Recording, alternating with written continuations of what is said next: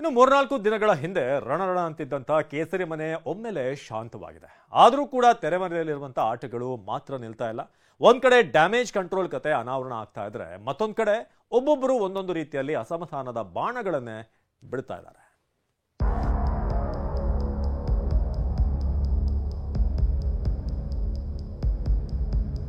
BJP ಭಿನ್ನಮತಕ್ಕೆ break ಹಾಕಲು high command ಹರಸಾಹಸ. ಅಶೋಕ್ ಜೊತೆ ರಾಜ್ಯ ಬಿಜೆಪಿ ಸಹ ಉಸ್ತುವಾರಿ ಮಹತ್ವದ ಸಭೆ. ರೆಬಲ್ಸ್ ಟೀಮ್ ಕಾರ್ಯಕರ್ತರಿಗೆ ಹೈಕಮಾಂಡ್ ಸಂದೇಶ. ಮೊನ್ನೆಯಷ್ಟೇ ದೂರಿನ ಮೂಟೆಗಳನ್ನ ಹೊತ್ತು ರೆಬಲ್ಸ್ ತಂಡ ದೆಹಲಿ ಅಂಗಳಕ್ಕೆ ದಾಂಗುಡಿ ಇಟ್ಟಿತ್ತು. 2-3 ದಿನಗಳ ಕಾಲ ಅಲ್ಲಿಯೇ ಠಿಕಾಣಿ ಹೂಡಿತ್ತು. ಈ ಬೆಳವಣಿಗೆಗಳ ಬೆನ್ನಲ್ಲೇ ಇಂದು ರಾಜ್ಯ ಬಿಜೆಪಿ ಸಹ ಉಸ್ತುವಾರಿ ಸುಧಾಕರ್ ರೆಡ್ಡಿ ಬೆಂಗಳೂರಿಗೆ ಎಂಟ್ರಿ ಕೊಟ್ಟಿದ್ದಾರೆ. ಮಲ್ಲೇಶ್ವರಂ ಬಿಜೆಪಿ ಕಚೇರಿಯಲ್ಲಿ ಅಶೋಕ್ ಜೊತೆ ಮಹತ್ವದ ಮೀಟಿಂಗ್ ನಡೆಸಿ ರಾಜ್ಯದಲ್ಲಾಗುತ್ತಿರುವ ಬೆಳವಣಿಗೆಗಳ ಬಗ್ಗೆ ಮಾಹಿತಿ ಪಡೆದುಕೊಂಡಿದ್ದಾರೆ. ಬಣ ಬಡಿದಾಟಕ್ಕೆ ಮದ್ದೆರೆಯೋ ಪ್ರಯತ್ನ ಮಾಡಿದ್ದಾರೆ. ಸಭೆ ಬಳಿಕ ಮಾತನಾಡಿದ ವಿಪಕ್ಷ ನಾಯಕ ಆರ್ ಅಶೋಕ್, ಯಾರೇ ಇದ್ರೂ ಏನೇ ಆದ್ರೂ 4 ಗೋಡೆ ಮಧ್ಯೆ ಮಾತನಾಡಬೇಕು, ಇದನ್ನೇ ಉಸ್ತುವಾರಿಗಳು ಹೇಳಿದ್ದಾರೆ ಅಂದ್ರು. ಕೇಂದ್ರದ ಅಭಿಪ್ರಾಯನೂ ಅದೇ, ನಮ್ಮ ಇನ್ಚಾರ್ಜ್ ನಮ್ಮ ರೆಡ್ಡಿಯವರ ಅಭಿಪ್ರಾಯನೂ ಅದೇ, ನನ್ನ ಅಭಿಪ್ರಾಯನೂ ಅದೇ. ಏನೇ ಇದ್ರೂ 4 ಗೋಡೆಗಳ ಮಧ್ಯೆ ಮಾತಾಡುವಂಥದ್ದು ಒಳ್ಳೆಯದು. ನಮ್ಮ ಇನ್ಚಾರ್ಜ್ ಅವರು ಮಾತಾಡಿದ್ದಾರೆ.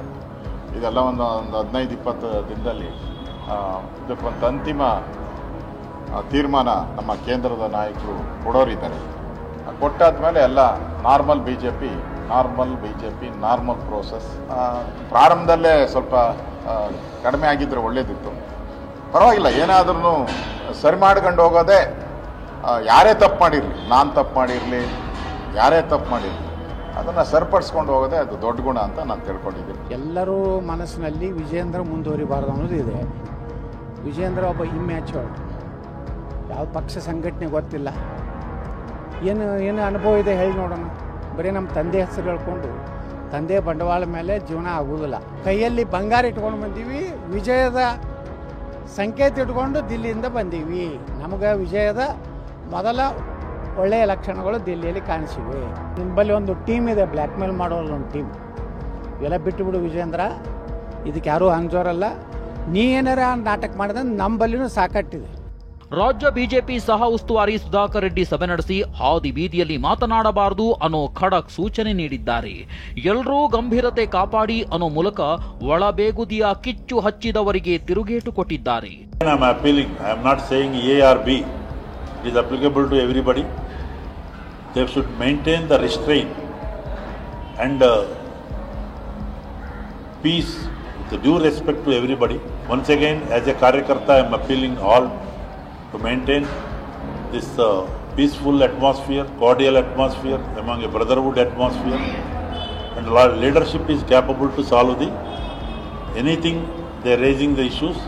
The party will take a call on all these issues. Yatnal ಆಯ್ತು, ಇದೀಗ ಬಿವೈವಿ ವರ್ಸಸ್ ತಟಸ್ಥ ಟೀಮ್ ಸಮರ. ನಿನ್ನೆಯಷ್ಟೇ ವಿಜೇಂದ್ರ ಬಿಜೆಪಿ ತಟಸ್ಥ ಗುಂಪಿಗೆ ತಮ್ಮದೇ ದಾಟಿಯಲ್ಲಿ ಕುಟುಕಿದ್ರು. ತಟಸ್ಥ ಗುಂಪಿನ ಬಗ್ಗೆಯೂ ಗೊತ್ತಿದೆಯಂತ ಲೇವಡಿ ಮಾಡಿದ್ರು. ಇದಕ್ಕೆ ತಿರುಗೇಟು ಎಂಬಂತೆ ಮಾತನಾಡಿರುವ ನಿರಾಣಿ, ತಟಸ್ಥ ಗುಂಪಿನ ಜೊತೆ ಮಾತನಾಡಬೇಕು, ಸಮಸ್ಯೆ ಸರಿ ಮಾಡಿಕೊಳ್ಬೇಕು ಎಂದಿದ್ದಾರೆ. ತಟಸ್ಥ ಬಣದ ಬಗ್ಗೆನೂ ನನಗೆ ಗೊತ್ತಿದೆ, ನಾನು ಈಗ ಚರ್ಚೆ ಮಾಡೋದಕ್ಕೆ ಹೋಗೋದಿಲ್ಲ. ಯಡಿಯೂರಪ್ಪನವರು ಮಧ್ಯಸ್ಥಿಕೆ ವಹಿಸಬೇಕು ಅಂತ ಹೇಳಿದ್ರೆ ಯಡಿಯೂರಪ್ಪನವ್ರನ್ನ ತೇಜೋವಧ ಮಾಡೋದನ್ನು ಫಸ್ಟ್ ನಿಲ್ಲಿಸಬೇಕು. ಅದು ಯಾರು ನಿಲ್ಲಿಸಬೇಕು? ಅವ್ರುಗಳು ನಿಲ್ಲಿಸಬೇಕು.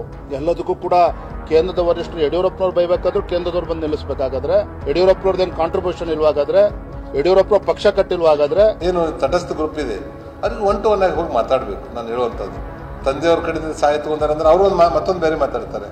ಅದು ಮಾತೇ ವಾದ ವಿವಾದಕ್ಕೆ ಆಸ್ಪದ ಆಗಬಾರ್ದು. ಅವ್ರು ಒಟ್ಟಾರೆ ಈ ಅಸಮಾಧಾನವನ್ನು ಮುಂದುವರಿಸಲಾರ್ದೇನೆ 4 ಗೋಡೆಯ ನಡುವೆ ಅದನ್ನು ಸರಿ ಮಾಡಿಕೊಂಡು ತಟಸ್ಥ ಗ್ರೂಪದವರು ಸಫರ್ ಆಗುವುದಿಲ್ಲ. ಅಸಮಾಧಾನ ಆಗಿರುವಂಥ ಗ್ರೂಪ್ ದೊಡ್ಡ ಬೆಲೆ ತೆತ್ತಬೇಕಾಗಿಲ್ಲ. ಇಷ್ಟೆಲ್ಲ ಬೆಳವಣಿಗೆಗಳ ನಡುವೆ ಸೋಮವಾರ ಶ್ರೀರಾಮುಲು ದೆಹಲಿಗೆ ಹಾರಲಿದ್ದಾರೆ. ಹೈಕಮಾಂಡ್ ಬುಲಾವ್ ಹಿನ್ನೆಲೆ ದೆಹಲಿಗೆ ತೆರಳಲಿದ್ದು, ರಾಮುಲು ನಡೆ ತೀವ್ರ ಕುತೂಹಲ ಮೂಡಿಸಿದೆ. ಅದೇನೇ ಹೇಳಿ, ರಾಜ್ಯ ಬಿಜೆಪಿ ಮನೆಯಲ್ಲಿ ಬಿದ್ದಿರುವ ಕಂದಕ ಇಂದಲ್ಲ ನಾಳೆ ಮುಚ್ಚಿಕೊಳ್ಳುತ್ತೆ ಅಂತ ಅಂದುಕೊಂಡ್ರೆ ದಿನಕ್ಕೂ ದೊಡ್ಡದಾಗುತ್ತಲೇ ಇರುವುದು ನಿಜಕ್ಕೂ ಆತಂಕಕಾರಿ. Bureau report, TV9.